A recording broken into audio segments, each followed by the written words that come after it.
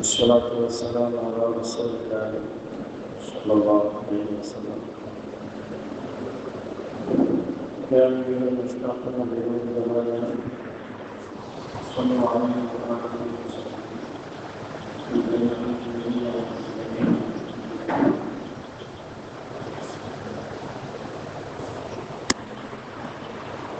أما بعد فأوصيكم عباد الله وإياكم بتقوى الله.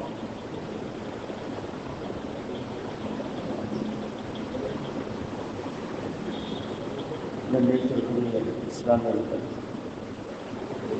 அல்லாஹ்வுடைய அருட்பெரும் கிருபையால்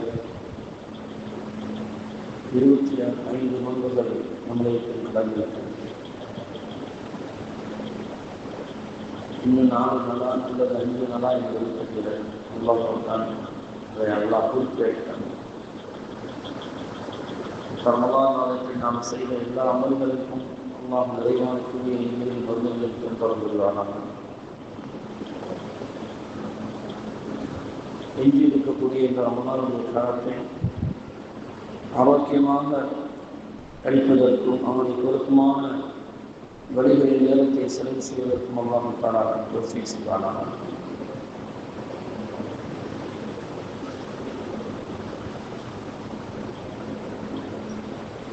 இது மாதிரியான நிறைய ரமணான்களை வாழ்க்கையை சந்திப்பதற்கு அல்லாஹ் தாலா அருள் செய்வானாக. கண்ணியமானவர்களே, அல்லாஹ்வுடைய மிகப்பெரிய கிருபையாக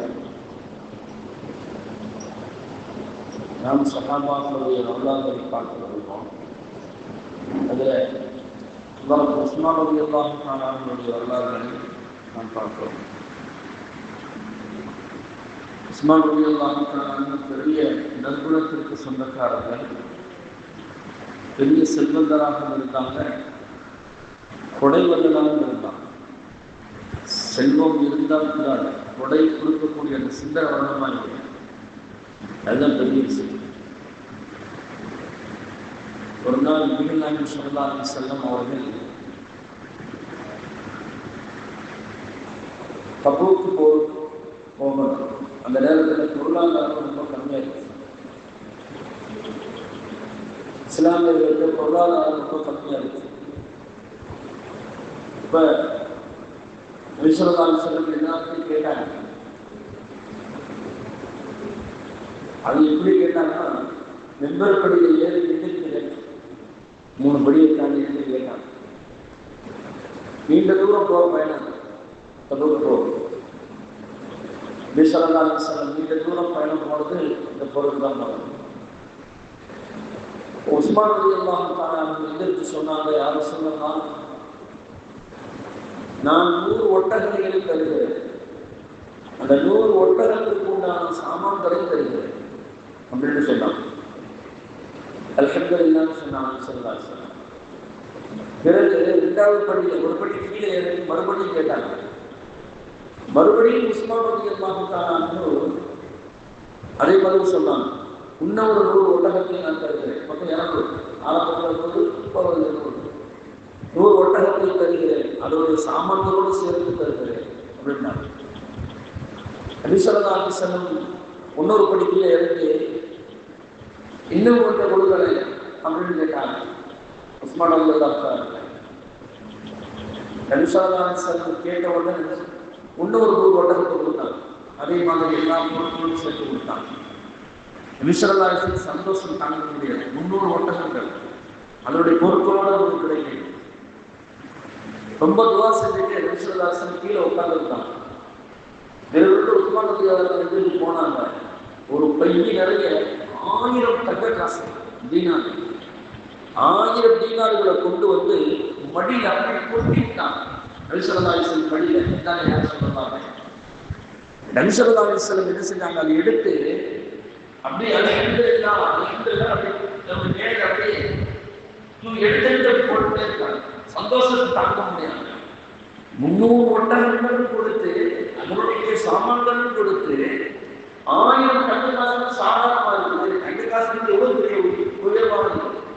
அதை எப்படி நடிச்ச சந்தோஷம் தாங்க முடியாம எடுத்து தன்னுடைய மேல் அப்படியே போட்டு சொன்னாங்க,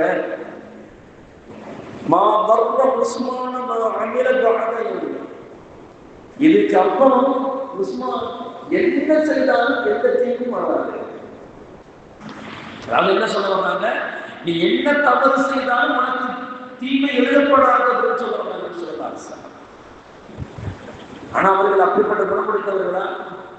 அந்த சஹாபாக்கள் அப்படிப்பட்ட குணப்படுத்தவர்களா? வாழ்க்கையில் தவறு செய்ய நினைச்சவங்களா? இல்ல, அந்த மாதிரியான சிந்தனை அவர்களுக்கு கிடையாது. ஆனால் சக்திகள் எவ்வளவு வார்த்தை. இதற்கு பிறகு உஸ்மான் என்ன செய்தாலும் குற்றப்பிடிக்கப்பட மாட்டார். அவர் அந்த அளவுக்கு இஸ்லாமிற்கு மிகப்பெரிய நன்மையை செய்ய முடித்தார் அப்படின்னு நபிகள் ஸல்லல்லாஹு அலைஹி வஸல்லம் அவர்கள் புகழ்ந்து சொன்னாங்க. அதே மாதிரி ஹுதைபியா உடன்படிக்கை அப்படிங்கிறது நமக்கு தெரியும். ஹுதைபியா உடன்படிக்கை கேள்விப்பட்டிருக்கலாம். அதாவது உலகத்தில் இந்த மாதிரியான உடன்படிக்கை நடந்ததே கிடையாது. அதுக்கு முன்னாலே நடந்ததில்லை, முன்னாலே நடந்தது கிடையாது. அவ்வளவு பெரிய மோசமான உடன்படிக்கை, முழுக்க முழுக்க எதிரிகளுக்கு சாதகமான ஒரு உடன்படிக்கை. ஆனால் நபி ஸல்லல்லாஹு அலைஹி வஸல்லம் அவர்கள் அதை ஏற்றுக்கொண்டார்கள். அதை அல்லாஹ் அது மிகப்பெரிய வெற்றி அப்படின்னு அல்லாஹ் சொன்னான். மிகப்பெரிய வெற்றி அல்லாஹ் சொன்னான். நபி ஸல்லல்லாஹு அலைஹி வஸல்லம் ஹிஜ்ரி 6ல ஒரு 1400 ஒரு கனவு இருந்தாங்க. உம்ராவுக்கு போற மாதிரி ஒரு கனவு இருந்தாங்க. நபி ஸல்லல்லாஹு அலைஹி வஸல்லம் சஹாபாக்கள் சொல்றாங்க, இந்த மாதிரி நான் உம்ராவுக்கு போற மாதிரி கனவு கண்டேன், நான் உம்ராவுக்கு போறோம், யாராவது வராங்க, அவங்க தயாராக வராங்க. கிட்டத்தட்ட 1400 சஹாபாக்கள் குர்பானி பொருட்களோட கிளம்புறாங்க. 1400 சஹாபாக்கள். ஆனா யாருக்கும் சொல்லல, மக்காவாசிகள்கிட்ட இதை சொல்லல. ஏன்னா மக்கா அதுவரை எதிரியாத்தான் இருக்கு. இந்த 1400 சஹாபாக்கள் நபி ஸல்லல்லாஹு அலைஹி வஸல்லம் அவர்கள் மக்காவுக்கு உம்ரா செய்ய வர்றாங்க அப்படின்னு தெரிஞ்ச உடனே ஹுதைபியா என்ற ஒரு இடம் இருக்கு. இன்னைக்கு அந்த இடத்துல அந்த மரம், அந்த ஒரு மரத்துக்கு அல்லாஹ் தஆலா தஹ்த ஷஜரத்துன்னு சொல்றான். அந்த மரத்துக்கு கீழே அந்த உடன்படிக்கை எழுதப்பட்டது. அந்த மரத்தில் இன்னும் அந்த மரம் இருக்குது. அந்த மரத்திற்கு கீழே அவங்க தடுக்க போறாங்க. காஃபிர்களோடு குறைஷிகளோடு நீங்க தடுக்கப்படலாம், நீ மக்காவுக்கு வர வேண்டாம், மக்காவாசிகள் குதிச்சு போயிருக்காங்க, வீணான சண்டை வரும், புனிதமான பூமியில ரத்த ஓட்டங்கள் ஏற்படும், அதனால் நீங்க போக வேண்டாம் அப்படின்னு தடுக்கப்படுறாங்க. தடுக்கப்பட்டா நபி ஸல்லல்லாஹு அலைஹி வஸல்லம் சொல்றாங்க, யாரு நம்ம எங்களோட நோக்கம் சண்டை செய்வதில்லை, நாங்கள் உம்ரா செஞ்சுட்டு நாங்கள் போயிடுவோம், எங்களுடைய குர்பானியை நாங்கள் முடித்துவிட்டு நாங்கள் போயிடுவோம், 2 நாள் நாங்கள் தங்குவோம், அவ்வளவுதான் அப்படின்னு சொன்னாங்க. குறைஷிகள் ஏற்றுக்கொள்ள. சரி, இது சம்பந்தமாக யாரும் பேசுறது, அவங்கள்ட்ட போய் யாரும் பேசுறது? நபி ஸல்லல்லாஹு அலைஹி வஸல்லம் சொன்னாங்க, குறைஷிகள்கிட்ட ரொம்ப வீரமாக அந்த காலத்தில் இருந்தது யாரு? உமர் ரலியல்லாஹு அன்ஹு. உமர் ரலியல்லாஹு அன்ஹு கூப்பிட்டாங்க, உமரை போய் பேசிட்டு வாங்க அப்படின்னு. பேசிட்டு வரீங்களா? நபி ஸல்லல்லாஹு அலைஹி வஸல்லம் சொன்னாங்க, கருத்து தான் கேட்டாங்க, முடிவா இருந்தா போய் தான் இருக்கணும், கருத்து கேட்டாங்க, நீங்க போயிட்டு வரீங்களா அப்படின்னு. ஏன்னா நீங்க செல்வாக்கு மிக்க மனிதர், பயப்பட மாட்டீங்க, எல்லாரும் கட்டுப்படுவாங்க அப்படின்னு சொன்னாங்க. அப்போ நபி உமர் ரலியல்லாஹு அன்ஹு சொன்னாங்க, யார சொல்லலாம், உண்மையிலே எனக்கு கட்டுப்படுவாங்க தான், ஆனா நான் ஹிஜ்ரத்துக்கு வரும்போது நான் எப்படி வந்தேன் என்று உங்களுக்கு தெரியும்.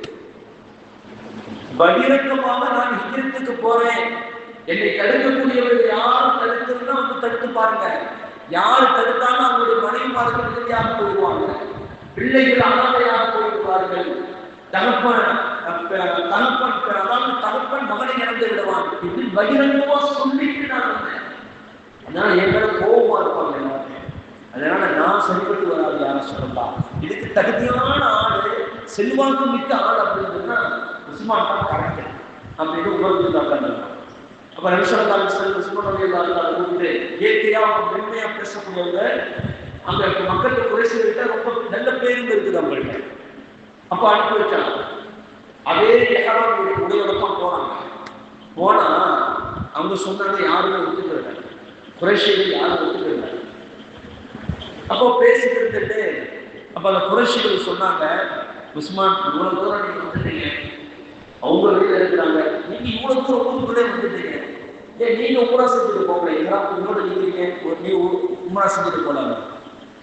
இதாங்க ரொம்ப முக்கியமான விஷயம் சொன்னார்கள் உஸ்மான் ரலியல்லாஹு அன்ஹு.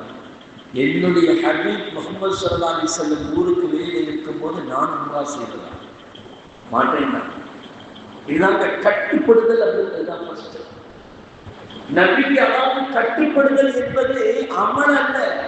நபிக்கு கட்டுப்படுவது என்பது அமல் அல்ல, அது ஈமான் சம்பந்தப்பட்ட விஷயம். அது இன்னைக்கு ஒரு ஆளுக்கு கட்டுப்படுதல் என்பது இன்னைக்கு இஸ்லாமிய சமூகத்தை இல்லாம போயிடுச்சு.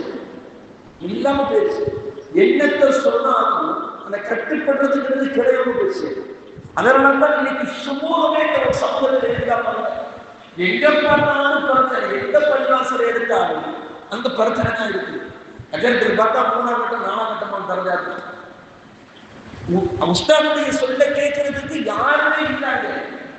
சஃப்ல நிக்காது, சின்ன பசங்களை வைக்காதீங்க, அது கூடாதுன்னு சொன்னா நம்ம சொல்றதெல்லாம் காலத்தை விடுவாரு. என் பிள்ளை வந்து முன்னாடி நிச்சயம் அப்பதான் அவங்க ஆர்வமா வருவான். ஆனா வரக்கூடிய வயசு 10 வயசு 15 வயசை கூட்டிக்காம அப்ப கூட்டி வர மாட்டாங்க. வரமாட்டேங்கிறாங்க எடுத்து. அப்ப கட்டுப்படுதல் தான் ஃபர்ஸ்ட். அமல் என்பது அதுக்கப்புறம் தான். இஸ்லாத்தை பொறுத்தவரை கட்டுப்படுதல். அதுதான் உஸ்மான் ரலியல்லாஹு அன்ஹு சொன்னாங்க, என்னுடைய ஹபீப் ஸல்லல்லாஹு அலைஹி வஸல்லம் வெளியிலே இருக்கும்போது நான் எப்படி வந்து உம்ரா செய்ய முடியாது அப்படின்னு போயிட்டாங்க. இந்த வார்த்தையை சொன்ன உடனே என்னப்பா நீ எங்க சொல்ல கேட்காம 30 லட்சம் கேட்க அப்படின்னு சிறை பிடிச்சு வீட்டுக்கு செல்ல வச்சுட்டாங்க. இந்த எப்படி நபிசல்லாஹு போய் செய்தி போய் கிடைக்குதுன்னா உஸ்மானை கொண்டு விட்டார்கள் அப்படிங்கிற செய்தி எனக்கு கிடைச்சிச்சு. கிடைச்ச உடனே நபிசல்லாஹு வந்து சஹாபாக்களுக்கு அந்த பயங்கரமான கோபம். ஒரு தூதுவரை கொலை செய்வது மிகப்பெரிய குற்றமாச்சுனாங்க. நபி ஸல்லல்லாஹு அலைஹி வஸல்லம் சஹாபாக்கள் உடல் பார்த்து சொன்னாங்க, உஸ்மான் கொலை செய்யப்பட்டு விட்டார், அதற்கு நாம் பழிக்கு பழி வாங்கியே தீர வேண்டும், எல்லாரும் இடத்தில் பயத்து செய்வீர்களா அப்படின்னு அதான் பயத்தை உருவான் அமைந்துள்ளது. நபி ஸல்லல்லாஹு அல்லாஹ் ரசூலுல்லாஹி ஃபதஹரை சொன்னது அற்புதமாக சொல்கிறார். 1400 சஹாபாக்களும் அடித்தார்கள். நம்முடைய கடைசி உயிர் இருக்கும் வரை நாம் போராட வேண்டும், உஸ்மானுக்காக நாம் போராட வேண்டும். நபி ஸல்லல்லாஹு அலைஹி வஸல்லம் வலதுகை இருந்து இது உஸ்மானுக்காக வேண்டி நான் பயத்து செய்வது என்று அடிச்சாங்க. இதுல 2 விஷயம் இருக்கு. என்னன்னா நபி ஸல்லல்லாஹு அலைஹி வஸல்லம் உஸ்மானுக்காக வேண்டி அடிச்சான்னு சொன்னாங்கல்ல, என்ன அர்த்தம்? உஸ்மான் ரலியல்லாஹு கொலை செய்யப்படலை அப்படிங்கிறதான இருக்காங்க. கொலை செய்யப்பட்டிருந்தா அவங்க போய் செய்ய வேண்டிய அவசியம் கிடையாது. ஆனால் கொலை செய்யப்படவில்லை என்று ரசூலுல்லாஹ்வுக்கு தெரியும். ஆனால் இது முற்றுகை, அதாவது கைது செய்து வைத்திருப்பது என்பது ஒரு சமூகத்துடைய மிகப்பெரிய இழந்தது. அதற்காக ஸல்லல்லாஹு அலைஹி வஸல்லம் செஞ்சாங்க. நம்ம படிக்கு படி உலகத்துக்கு ஒரு மதிப்பு கொடுத்தாங்க. அல்லாஹ் தஆலா சொல்றாங்க, இந்த நிர்வாகம் இந்த பொய்யத்தை வந்து அல்லாஹ் எப்படி சொல்றாங்கன்னா, எதுவாரி தௌபாஹி அவர்கள் இந்த சஹாபாக்களுடைய கைகளுக்கு மேலாக அல்லாஹ்வுடைய கை இருந்ததுன்னு சொல்றாங்க. எவ்வளவு பெரிய அதிகாரம், எவ்வளவு பெரிய அதிகாரம்! இந்த விஷயம் தெரிஞ்ச உடனே தான் புரட்சியில் அப்படி ஆடி வைக்கிறாங்க. 1400 பேர் ஊருக்குள்ள வந்தா நமக்கு எவ்வளவு பெரிய பிரச்சனை வந்துடும், எத்தனை பேர் இறந்து போகணும், இந்த சரிபட்டு வராது. அப்பதான் புரட்சி என்ன செய்யலாம், நாளையே அனுப்பி போய் பேசிட்டு வாங்க. கடைசியாக ஒப்பந்தம் செய்யப்படுகிறது. இந்த வருஷம் வரக்கூடாது, அடுத்த வருஷம் தான் வரணும். நபி ஸல்லல்லாஹு அலைஹி வஸல்லம் சரியை எழுதுறாங்க, இந்த வருஷம் வரக்கூடாது, அடுத்த வருஷம் தான் வரணும் அப்படின்னு சொல்றாங்க. சரி எழுதியாச்சு. அடுத்த வருஷம் 3 நாள் தங்கலாம். 3 நாள் மக்காவாசிகள் எல்லாம் ஊருக்கு வெளியே போயிடுவாங்க. 3 நாள் அங்க தங்கலாம் அப்படின்னு சொல்லிட்டு, நமக்கு உங்களுக்கு பார்த்தீங்க போர் தேவையில்லை, சண்டை உங்களுக்கு தேவையில்லை அப்படின்னு சொல்லிட்டு அந்த பையத்தாக்கி நடக்கிறது. அதே மாதிரி 4ஆவதாக சொன்னாங்க 5 சட்டம். யாராவது இதான் முக்கியமான விஷயம், யாராவது மக்காவிலிருந்து இதற்கு பிறகு இஸ்லாத்தை ஏற்றுக்கொண்டு மதீனாவுக்கு வருவார்கள் ஆனால் அவர்கள் மக்காவுக்கு குறித்து அளிக்கிறது. மதீனாவிலிருந்து இருக்கிறாங்க, மதீனாவிலிருந்து யாராவது இஸ்லாத்தை விட்டு மாறி மக்காவுக்கு வருவார்கள், திருப்பி அனுப்ப மாட்டோம். யாரும் கேட்டுருவாங்க, சரி என்று கைது போடுவாங்க. அந்த இடத்துல நபி ஸல்லல்லாஹு அலைஹி வஸல்லம் எழுதுறாங்க, அனைவருக்கும் அந்த பையத்தை எழுதுறாங்க, அந்த ஒப்பந்தத்தை எழுதுறாங்க. முஹம்மது ரசூலுல்லாஹ்னு கடைசியில் எழுதுறாங்க. எழுதப்பட்டாங்க பிரேஷன் கொடுத்துருந்தாங்க முகமது ரசூலுன்னு ஏற்றுக்கிட்டாங்க இந்த பிரச்சனை வராத. உங்களுக்கு முன்னே எந்த பாருங்க உங்களை ரசூலுன்னு ஏற்றுக்கிற போல தானே. அதனால முகமது கூட அப்துல்லான்னு எடுத்துக்காங்க. இப்போ நபிசல்லாஹு அலைஹி வஸல்லம் சொன்னாங்க அடியே நான் அறிக்கை நபிசல்லாஹு எந்த படிக்கிறாங்க இல்லை யார சொல்லலாம் ரசூலை நான் அழிக்க மாட்டேன் அப்படின்னு சொல்லிட்டாங்க. எந்த இடத்துல கேளுங்க சொல்லிட்டு சொன்னாங்க அவர்கள் விரும்பினால் விரும்பாவிட்டால் நான் அல்லாஹ்வுடைய ரசூல் தான் அப்படின்னு நபிசல்லாஹு கையால் அடிச்சு இப்போ எழுதுங்க முஹம்மது அப்துல்லான்னு எழுதுங்க அப்படின்னு சொன்னாங்க. இந்த சஹாபாக்கள் கடுமையான கோபமே வந்துருச்சு. யாரும் சொல்லமா கோபத்தை கேட்டாங்க நீங்கள் சத்தியமாக அனுப்பப்பட்ட நபிதானே? ஆமா நான் சத்தியவான். அல்லாஹ் ஒருவன் தானே? ஆமா அல்லாஹ் ஒருவன் தான். அப்படி என்றால் ஏன் இவ்வளவு அப்படிங்கிற பரிந்து போக வேண்டும்? நம்மளுடைய எந்த குறை இருக்கிறது? மாற்ற போராடலாம். நபிசல்லா அலைஹிஸ்ஸலாம் அமைதியாக இருந்தாங்க. அப்ப சொன்னாங்க அதுக்கப்புறம் உஸ்மான் ரலியல்லாஹு வர்றாங்க. உஸ்மான் வர்றாங்க. வரப்போகும்போது எல்லாம் தூபா உஸ்மான் தூபா உஸ்மான் அப்படின்னு உஸ்மானுக்கு அதாவது அவரோட என்ன சொன்னா உஸ்மான் நம்ம தான் உம்ரா செய்யல உஸ்மானாச்சும் உம்ரா செஞ்சுட்டு வந்திருப்பாரு அப்படிங்கிற அடிப்படையில் எல்லாரும் சொல்றாங்க. இப்படிதான் சொன்னாங்க உஸ்மானுக்கு இருக்கிறது நான் உம்ரா செஞ்சுட்டேன் பாராட்டுங்க. ஆமா நான் எப்படி உம்ரா செஞ்சேன் என்னுடைய ஹபீப் ஸல்லல்லாஹு அலைஹி வஸல்லம் இங்கே இருக்கும்போது நான் போய் மட்டும் உம்ரா செய்வேனா? நான் உம்ரா செய்யலப்பா உம்ரா செய்ய மட்டும் நான் திரும்ப வருவேன். விஷாலாலிசம் ஆனந்தப்பட்டு சொன்னாங்க எல்லாரும் இந்த வருஷம் உம்ரா செய்யறதுக்கு மக்களுக்கு போக வேண்டாம். உங்களுடைய மொட்டை அடித்து உங்கள் குர்பானியை நீங்கள் கொண்டு வந்த குர்பானியை நீங்கள் அறுத்து பண்ணிட்டு போது யாருமே இன்னும் போகிறாங்க. விஷாலாலிசம் ரொம்ப சங்கடமா போச்சு. சொல்லி நீங்க கேட்கல விஷாலாலிசம் விருது போனாங்க. தன்னுடைய கூடாரத்தில் போனாங்க. தன்னுடைய மனைவி உட்கார்ந்து இருந்தாங்க. ஜெயினப் ரலியல்லாஹு நினைக்கிறேன் அவங்க உட்கார்ந்து இருந்தாங்க. கேட்டாங்க யாரும் சொல்லா என்ன ஏன் குழப்பமா வர்றீங்க? இந்த வீட்டில் ஏதாவது ஒரு பிரச்சனை வரப்போகும்போது மனைவி சொல்லக்கூடிய கருத்து வந்து ஏற்றமாட்டாங்க. ஏதாவது ஒரு முக்கியமான ஒரு முடிவு எடுப்போம் ஆனால் எடுக்க முடியாது. அதுவாட்டு அந்த குழப்பத்தில் வரும். அந்த நேரத்தில் மனைவி ஒரு கருத்தை சொல்லுவாங்க அது சரியாக இருக்கும். நபிசல்லாஹு சொன்னாங்க அப்படிப்பட்ட நேரத்தில் மனைவிமாருடைய கருத்தை ஏற்றுக்கிறாங்க. அப்போ கேட்கிறாங்க அந்த மனைவி கேட்கிறாங்க யாரும் சொல்லுவாங்க உங்களுக்கு என்ன பிரச்சனையே ஒரு மாதிரியா இருக்குங்க? இல்லை இப்படிலாம் நடந்துச்சு இந்த மாதிரி என்னுடைய நண்பர்கள்ட்ட சொன்னேன் யாருமே முட்டை எடுத்து விட்டு குர்பான் கொடுக்கல அப்படின்னு. இதுதானா அவங்க சொன்னாங்க? இதுதானா? இதுவே நீங்க யோசிக்கிறீங்க. நீங்க போய் முதல்ல முட்டை எடுங்க, நீங்க போய் முதல்ல குர்பானி கொடுங்க, அதுக்கப்புறம் உங்களுடைய தோழர்கள் எப்படி இருக்காங்க. இது நல்ல யோசனை தான். இந்த விருதுக்கு போனாங்க முடிவெடுத்தால கொடுத்தாங்க எனக்கு முட்டை எடுத்தாங்க குர்பானி கொடுத்தாங்க எல்லா சகாபாக்களும் கொடுத்தாங்க. எல்லா சகாபாக்களும் கொடுத்தாங்க. இந்த அளவுக்கு தான் அப்பதான் எல்லாரும் உடம்புக்காக நபிசல்லாஹு அலைஹி வஸல்லம் சொல்லி நம்ம கேட்கிறேன்னு சொல்லிட்டு நிறைய பேர் தன்னுடைய தோலை சேர்த்தே படிச்சுக்கிட்டாங்க. தோலை சேர்த்தே படிச்சுக்கிட்டாங்க. புரியாம சிந்தனையில தெரியல. அப்போ அந்த அளவுக்கு மிகப்பெரிய ஒரு பையத்தோடு நடைபெறுவதற்கு காரணமாக இருந்தது யார்? அல்லாஹ்வுடைய பொருத்தம். எதுமாறி ஃபௌதாபிஹி அவர்களுடைய கைகளுக்கு மேலால் அல்லாஹ்வுடைய கை இருந்தது என்று சொல்லும் அளவிற்கு உண்டான அந்த பெயரை வாங்கி தந்தது யார்? உஸ்மான் ரலியல்லாஹு தஆலா அவர்கள். எந்த அளவுக்கு அவங்க ஒரு தலைமைக்கு கட்டுப்பட்டு இருந்தார்கள் என்பதை நம்ம ரொம்ப கவனமாக இதை பார்க்க வேண்டிய ஒரு சூழ்நிலை. கடைசியாக உமர் ரலியல்லாஹு தஆலாவுடைய அந்த மரணம் வந்து ஏற்படுகிறது. உமர் ரலியல்லாஹு மரணம் ஏற்பட்டவுடன் உமர் ரலியல்லாஹு வஃபாத்துடைய நேரத்தில் சொல்றாங்க 6 பேர் சொல்ற குழுவை சொல்றாங்க நீங்க வந்து நான் மௌத்தா 3 நாட்கள் நீங்க வந்து ஜனாதிபதியை வச்சிருந்தா அதுக்கு நீங்க தாண்டி விடாது. அதுல 3 பேர் விலை கொடுத்துறாங்க. இப்ப இருக்கிறது அலி ரலியல்லாஹு தஆலா உஸ்மான் ரலியல்லாஹு தஆலா அப்துல் ரஹ்மான் அவுஃப் ரலியல்லாஹு தஆலா. இப்ப இந்த 6 பேர் இந்த குழு என்ன சொல்லுதுன்னா அப்துல் ரஹ்மான் அவுஃப் நீங்க அதாவது நீங்க பொறுப்புக்கு வர்றதா உங்களுடைய விருப்பம். அவங்க சொன்னாங்க நான் பொறுப்புக்கு வரல. அப்படி என்றால் நீங்க தான் ஜனாதிபதி 2 பேர் தான் இருக்கிறாங்க. இப்போதைக்கு அலி ரலியல்லாஹு தஆலா உஸ்மான் ரலியல்லாஹு 2 பேர் தான் இருக்கிறாங்க. இந்த 2 பேர்ல நீங்க யாரை தேர்ந்தெடுக்கிறீங்களோ நீங்க சொல்றதுதான் முடிவு. ஜனாதிபதிங்கிறது அப்பதான் வேற யாரும் குறிப்பிடப்படல அப்படின்னு சொல்லிருப்பாங்க. இப்போ 3வது நாள் 2 நாள் முடிஞ்சிருச்சு. 3வது நாள் சொல்றாங்க. 3வது நாள் அந்த 2வது நாள் இரவு சொல்றாங்க நாளைக்கு சுபுஹில் இன்ஷா அல்லாஹ் ஜனாதிபதியை நான் அறிவித்து விடுவேன் அப்படின்னு போயிடறாங்க. இப்போ 2 பேரும் உட்கார்ந்துருக்காங்க. அவங்க உஸ்மான் ரலியல்லாஹு தஆலா ஒரு சாதாரண ஆட்சிக்காக ஒரு மூலையில் அலி ரலியல்லாஹு தஆலா ஒரு இடத்துல உட்கார்ந்து இப்போ அப்துல் ரஹ்மான் தொழுகை முடிச்சுட்டு எடுத்துருக்காங்க. அலி எங்கே அலி வந்தாங்க, கேட்டாங்க. அலி கேட்டாங்க, அலியே நீங்கள் குர்ஆன் ஹதீஸின் பிரகாரம் நீங்கள் தீர்ப்பு வழங்குவீங்களா அப்படின்னு கேட்டாங்க. அவங்க சொன்னாங்க, சில நேரங்கள்ல என்னுடைய அறிவையும் கொடுக்குற மாதிரி வரும். தீர்ப்புன்னு அப்படிதான் வரும். ஏன்னா அறிவின் பட்டணம் நான் என்றால் அதனுடைய தலைவாசல் அலியின் ரலியல்லாஹு சொன்னாங்க. அதனுடைய சம்பவம் பின்னாடி சொல்லுவோம். அது ஒரு சின்ன ஒரு சம்பவம் தெரிஞ்சுக்கிறேன்.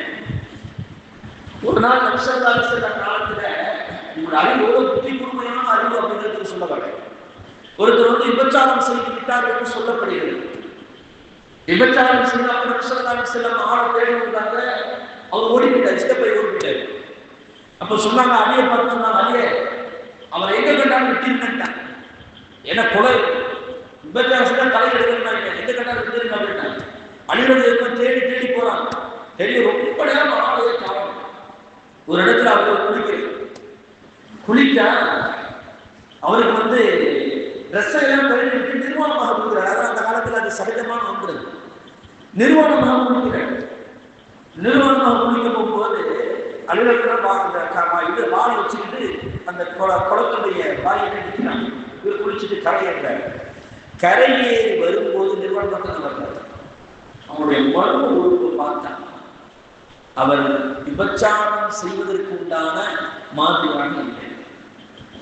அதாவது அந்த நைன்ஸ் சொல்லுவாங்களா, ஆம்பளம் இல்லாம ஆணும் இல்லாத பெண்ணும் இல்லாம சொல்லுவாங்க. அந்த மாதிரி உருவத்தில் அப்படி இருக்கிறார். உடனே அலுவலகத்தில் திருப்பி கொண்டுட்டான். வெட்டாம திருப்பி கொண்டு என்ன அழியே வெட்டிட்டீங்கன்னு கேட்டான். என்ன செஞ்சு முடிச்சான்னு கேட்டாங்க. யார சொல்லலாம், நான் போடுறேன். அவர் இப்படி இருந்துச்சு. அவருடைய மர்ம உறுப்பை நான் பார்த்தேன். அவர் ஒரு ஆண் மாதிரி தெரியவில்லை.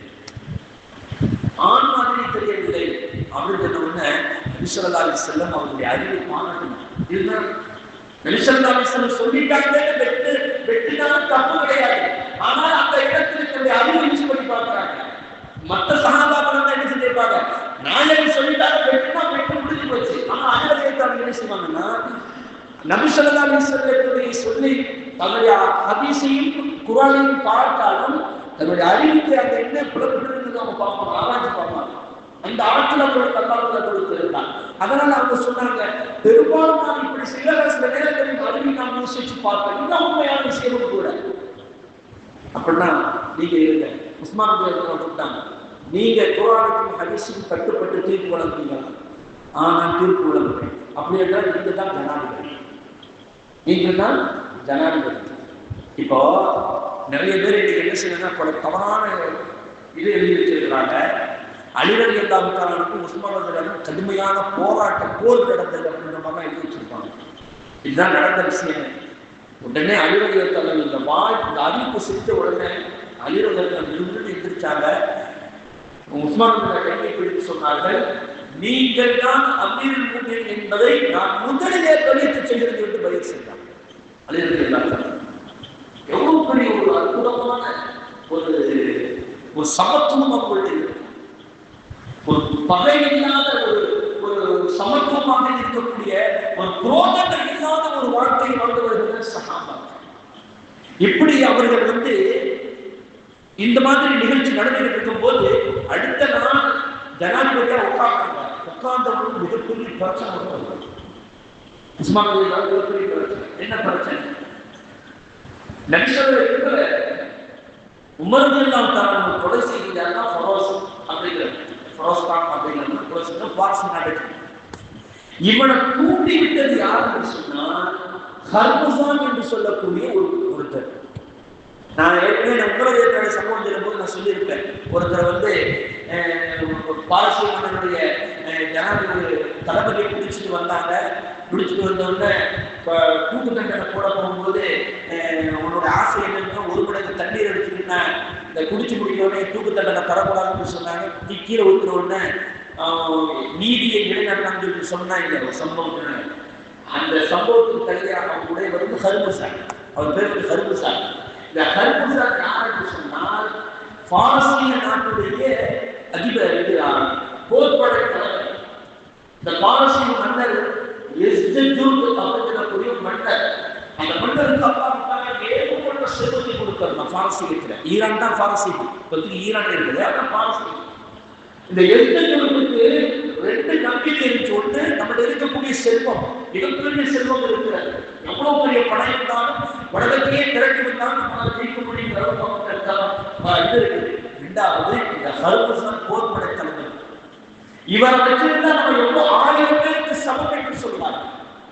1000 பேர் இருந்தாலும் ஹர்முசான் தனியாக நின்று போரிடுவார், அந்த அளவுக்கு திறமசாலி. இவனை புடிச்சுட்டு வந்தாச்சு.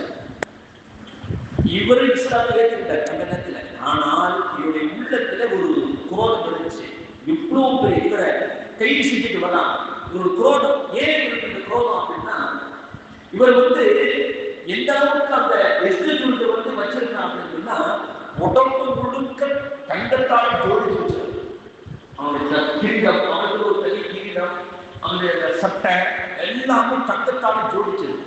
இப்ப இவனை கைது செஞ்சு சகாபாக்கள் கூட்டிட்டு வர்றான். கூட்டிட்டு வர போகும்போது மதீனாவுல சொல்றாங்க, என்னை விடுங்க, நான் மதீனாவுக்குள்ள வரும்போது நான் சாதாரண மனிதனாக இருக்கிறார், நான் மிகப்பெரிய போர் படை தளபதி.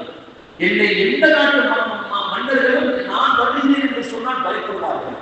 அதனால என்னுடைய அந்த தளபதி கோலத்துக்கு தான் நான் வருவேன் சொல்லிட்டு அவனுடைய நகைகள் எல்லாத்தையும் எடுத்து மாட்டிக்கிட்டு வர்றான். வந்தாலும் எதுக்கு ஏன் அப்படி வரலாம் அப்படின்னு சொன்னா, நாமே இவ்வளவு இதா இருக்கிறோமே, நம்ம ஒரு நாட்டுக்கு போர் எடுத்து படையெடுத்து சென்றால் ஹர்முசான் என்று சொன்னால் பயப்படுவாங்களே, நம்மளே இவ்வளவு பெரிய அலங்காரத்தில் இருக்கிறோம். உமர் நம்முடைய நாடே பயப்படுது, உமரை கண்டாலே பாரசீகம் ரோம் நாடே பயப்படுது. அவர் எவ்வளவு பெரிய நகைகள்லாம் போட்டு, எவ்வளவு பெரிய கிரீடம்லாம் போட்டு உட்கார்ந்து பண்ணி ஒரு கற்பனை போய் மதீனாவுடைய வாசல்ல வர நிப்பாட்டியாச்சு. எங்க ஜனாதிபதி, ஜனாதிபதியை பார்க்காம பள்ளியாசனம் வீட்டுல வீட்டுக்கான ஒரு பையன் தெருவில் போகக்கூடிய ஒரு பையன் சொன்னான், யாரோ தேவையா ஜனாதிபதியா, இந்த பின்னால தூங்கிட்டு இருக்காரு, பின்னால தூங்கிட்டு இருக்காரு. போய் பார்த்தா ஒரு மரத்தடி கீழே தலையில கையை வச்சுட்டு தூங்கிட்டு இருக்காங்க. இவன் பார்த்தாங்க, இவரை பார்த்தா நடுக்குது அப்படின்னு. ஆமா, சாம சொன்னாங்க, பேசாது, கையுள்ள தூக்கம் தூங்கிட்டு இருக்கிறாங்க, பேசாது. அவனுக்கு ஆச்சரியம், என்னடா இது, இவ்வளவு பெரிய ஆடு நாம, இவ்வளவு பெரிய ஒரு சாதாரண ஒரு, அதாவது பிச்சைக்காரன் அந்த மாதிரி நினைச்சிருக்கான். 18 ஓட்டைகள் இருக்குதான் ஒரு சட்டைகள். ஒரு ஜனாதிபதி, உலகத்தை ஆண்ட ஜனாதிபதி, இஸ்லாமிய சாம்ராஜ்யத்தை ஆண்ட ஜனாதிபதி சட்டையில எத்தனை ஓட்டைகள் இருக்கு? 18 ஓட்டைகள். இன்னைக்கு ஜனாதிபதி மாதிரி பல ஆயிரக்கணக்கான ஏக்கர்ல உட்கார்ந்து. அப்போ கடைசி 9 எழுந்திரிச்சிட்டாங்க. எழுந்திரிச்சு திரும்பி பார்த்தா திரும்பிட்டாக்கி வந்தா ஹர்முசான் அப்படின்னு. திரும்பியே பார்க்கல, அவனை பத்தி சட்டத்தை செய்யல. கடைசியில அவங்க வேற விஷயங்கள் பேசிட்டு இருக்காங்க, இப்படி போனீங்க, யாரும் சொன்னீங்க, எவ்வளவு செலவு வந்துச்சு, என்ன இது, அது சம்பந்தமா பேசிக்கிட்டே இருக்கிறாங்க. இவனுக்கு கோபம் வந்துருச்சு, என்னடா நம்ம சட்டையே செய்யலையே, ஒரு மதிக்கவே இல்லையே. அப்போ கடைசியில சொன்னாங்க, அமீர் முல்ல ஹர்முசான் அப்படின்னு. இவன் தான் ஹர்முசான். இது என்ன கோடம், முதல்ல இதையெல்லாம் தூக்கி எரிஞ்சுட்டு சாதாரணமாக கூட்டிடுவாங்க. அந்த குரோதம் அவனுக்கு, என்னன்னா நம்மளை இவ்வளவு பெரிய ஜனாதிபதி, இவ்வளவு பெரிய ஆளாக இருந்து நம்மளை வலிக்கலை எடுத்து அந்த உள்ளத்துல இருந்து இந்த இவனை தூண்டி விட்டது, இந்த ஃபரோஸ்கான தூண்டி விட்டது யாருன்னு சொன்னா இந்த ஹர்முசான் தூண்டி விட்டது. உமரது கொலை செய்ய இப்படி பிளான் போட்டு கொடுத்தது, இந்த இடத்துல இருக்கும்போது நீ கொல்லணும் அப்படின்னா இன்னும் பிளானிங் போட்டு இந்த கத்தியை கொண்டுப்போம். அந்த கத்தியில ஒரு இந்த இது மாதிரி இருக்கும், கொஞ்சம் உருவி எடுத்தா இது குடல் வெளியேற்றுற மாதிரி, அந்த மாதிரி கத்தியெல்லாம் கொண்டு எல்லாம் பிளானிங் போட்டு கொடுத்தது. இந்த விஷயம் அப்துல் ரஹ்மான் என்பது அபூபக்கர் சித்திக் மகளுக்கு தெரியும். அவங்க என்ன செய்யறாங்கன்னா, உபைதுல்லா இப்னு உமர், உமருடைய மகன், இன்னொரு மகன் உபைதுல்லா இப்னு உமர், அவங்களுக்கு சொல்றாங்க, இந்த மாதிரி இந்த பிளானிங் போட்டு கொடுத்தது ஹர்முசான் தான் அப்படின்னு சொன்ன உடனே இவர் அடக்க செஞ்ச அடுத்த கையோட வேகமா கால் எடுத்துட்டு அவர் வெட்டிட்டாங்க. ஹர்முசானை வெட்டின உடனே சஹாபாக்கள் அவங்க ஹுதைஃபத்துல் யமான் ரலியல்லாஹு தஆலா அமைச்சராக இருக்காங்க, டக்குன்னு கைது செஞ்சு கூட்டி போயிட்டாங்க. மதீனாவுடைய வாசல்ல கட்டப்பட்டு கைதியாக உட்கார்ந்துருக்காங்க. இப்ப ஜனாதிபதியாக உஸ்மான் வந்துட்டாங்க. இப்ப ஜனாதிபதி முதல்ல யாருக்கு சட்டம் சொல்லி தீர்ப்பு சொல்லணும்? உமருடைய மகனுக்கு அந்த சட்ட தீர்ப்பை வழங்கணும். எல்லா சகாபாக்களும் விசாரிக்கிறாங்க என்ன செய்யலாம். எல்லா சகாபாக்களும் என்ன சொல்றாங்க, அவர் வந்து இஸ்லாமியர். யாரு? இஸ்லாமியர். அவரை அநியாயமாக கூறுவது உள்ளத்தில் என்ன இருந்தது யாரும் சொல்லவில்லை. ஆனால் வெளிப்படையில் இஸ்லாத்தை ஏற்றுக்கொண்டவர். அவரை அநியாயமாக கொண்டது தவறுதான். அவர் வந்து அதே நேரத்தில் இவர்தான் தூண்டிவிட்டார் என்று சொன்னால் 2 சாட்சி வேணும். ஒண்ணு அவருக்கு மட்டும்தான் இருக்கிறார், ஒரு சாட்சி இல்லை. அந்த அடிப்படையில் பார்த்தா இவருக்கு தூக்கு தண்டனை கொடுக்கணும் அப்படின்ட்டு எல்லா சகாபாக்களும் ஏன் அடிவடியெல்லாம் முதற்கொண்டு சொல்றாங்க இவருக்கு தூக்கு தண்டனை தான். கடைசியில மிகப்பெரிய வீரமான ஒரு சமயம், ரொம்ப அஞ்சாஞ்சு படைச்சது. அவங்க சொன்னாங்க, எதிர்த்து சொன்னாங்க, அமீர் முஃமினீன் அவர்களே, இது நடந்தது நீங்க அமீர் முஃமினீன் ஜனாதிபதியாக பதவி ஏற்கிறதுக்கு முன்னால நடந்த விஷயம். இன்னைக்கு நடக்கல, அதுக்கு பிறகு நடக்கல. அதே நேரத்தில் அவருக்கு உண்மையாக அவர் தூண்டிவிட்டார் என்ற அடிப்படையில் சொல்லப்பட்ட விஷயம். நீங்க ஜனாதிபதியாக ஏற்ற பிறகு நடந்திருந்தால் இந்த சொந்தத்தை கொண்டு மாற்றுக்கிறதுக்கு இடம் கிடையாது. இந்த சம்பவம் நடக்கும் போது ஜனாதிபதியாக யாருக்கு பேச்சுவார்த்தை தான் ஓடிவிடுச்சு. அதனால உங்களுடைய தீர்ப்புல ஒரு மாற்றத்தை நீங்கள் ஏற்படுத்தலாமே அப்படின்னு யார் சொல்றாங்க? அவங்களோட ஆலோசனை சொன்னாங்க. இதுவும் நல்ல கருத்து அப்படின்னு சொல்லிட்டு உஸ்மான் தீர்ப்பு சொல்ல போறாங்க. எல்லாரும் சொன்னாங்க உஸ்மான், அதாவது ஒரு கொலை நடந்துருச்சுன்னா கொலைக்கு கொலை யாரு வாங்குவாங்கன்னா குடும்பத்தார்கள் தான் கொலைக்கு கொலை பழிவாங்க. கொலைக்கு கொலை தண்டனை யாருக்குன்னு குடும்பத்தார்கள் தான். குடும்பத்தார்கள் வந்து எனக்கு இவருக்கு கொலைக்கு கொலை செய்யணும் அப்படின்னு சொன்னா அவரை கொலை செஞ்சிருவாங்க. இல்ல அடுத்து எங்களுக்கு பதிலாக ஒரு நஷ்ட ஈடு கொடுக்கணும், அது குடும்பத்தார்கள் தான் கேட்கணும். அப்படி இல்லைன்னா அந்த குடும்பத்தார்கள் மன்னிச்சிடணும். எங்களுக்கு நஷ்ட ஈடு வேணாம், கொலைக்கு கொலை வேணாம், அந்த மன்னிச்சிடணும். இந்த 3 யார் தான் செய்யணும்? குடும்பத்தார்கள் செய்யணும். ஆனா கருவசார்ந்த குடும்பம் இல்லை, அதனால மன்னிக்க முடியாது. அதனால என்ன செய்ய முடியாது, மன்னிக்க முடியாது. அதே நேரத்தில் இவர் ஜனாதிபதியாக இல்லாத ஒரு காலகட்டத்தில் இவர் கொலை செய்வதனால இவருக்கு 2 ஆப்ஷன் அங்கே இருந்தா இல்லையா? அதனால கொலைக்கு கொலை என்ற இது இல்லாமல் இவர் வந்து 1000 திர்ஹம் 1000 தினார் வந்து தங்க காசுகள் இவர் வந்து என்ன செய்யணும், நஷ்டஈடாக கொடுக்கணும் அப்படின்னு ஒரு தீர்ப்பு கொடுத்துட்டாங்க. உல்லாசம் மாமாக்கள் ஏற்றுக்கிட்டாங்க. ஆனால் உபைதுல்லா வீட்டுல 2 தங்க காசு கூட வழி உமரதேசன் அப்படித்தானே வாங்கிட்டாங்க. அவங்களுக்கு எந்த சொத்து பத்திரம் எதுவுமே கிடையாது. அவங்க ஜனாதிபதியா இருக்கும்போது வாங்குற சம்பளத்துல தான் அவங்க வாங்கிட்டு இருந்தாங்க. இப்ப என்ன செய்யறது ஒண்ணுமே புரியலையே அப்படின்னு இருக்கும் போது வெறும் உஸ்மான் வீட்டுக்கு போனாங்க. 1000 திர்ஹத்தை எடுத்தார்கள். இந்தாப்பா நான் ரொம்ப உனக்கு அன்பிருப்பாக நான் தருகிறேன் என்று கொண்டு போய் கொடுத்தாங்க. அவர் என்ன செய்தாரு, நான் வந்து அவருக்கு சொந்தமா போச்சுல, அது வந்து நான் இதை நஷ்டஈடாக கொடுக்குறேன் கொடுத்தாங்க. உஸ்மான் பார்த்தாங்க, சர்முசானுடைய குடும்பத்தார்கள் யாரும் இல்லை, இது பைத்துல் மாலை சேர்க்கிறது என்று பைத்துல் மாலை சேர்க்கிறாங்க. எவ்வளவு பெரிய அற்புதமான ஒரு சம்பவம். கடைசியில இந்த நிலைமையை பார்க்கணும்னு எஸ்தச்சோருக்கு என்ன செஞ்சான், பாரசீக மன்னன் உமருடைய தான் இறந்து போயிட்டார் விஷயம் தெரிஞ்ச உடனே எல்லாருக்கும் துணுக்கு போச்சு. பெரிய அங்க ஆண்டுகள் இருந்த அரசுகளுக்குன்னா துணுக்கு போன உடனே மறுபடியும் ஒரு போருக்கு ஆண்டு கழித்து எல்லாரும் விசில் அடிக்க வந்தாங்க. உஸ்மான் சடைக்கவே இல்லை. எல்லாருக்கும் படை எப்படி தெரியுமா? படைகள்னா 3 லட்சம் 4 லட்சம் படைகள் இருக்கும். ஆனால் அதிகபட்சமாக சஹாபாக்கள் போனது வெறும் 40,000 பேர் தான். இந்த 40,000 பேர் 3 லட்சம் பேர்களை தூள் பறத்தினார்கள் என்று வச்சுட்டாங்க.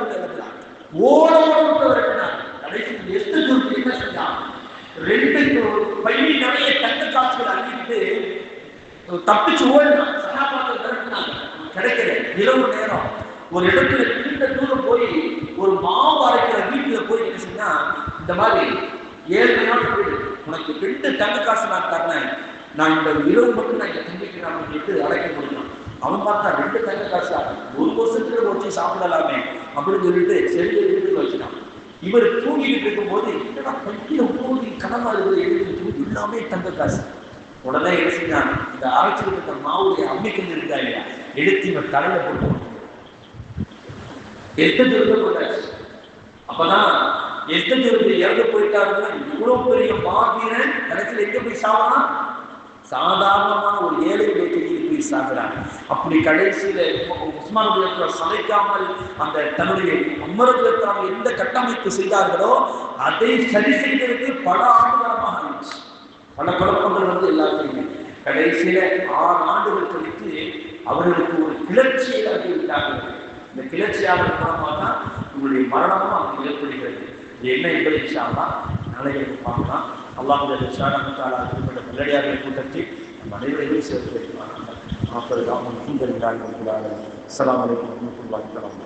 நமது சேனலின் விளம்பரங்களுக்கு sunnatruth@gmail.com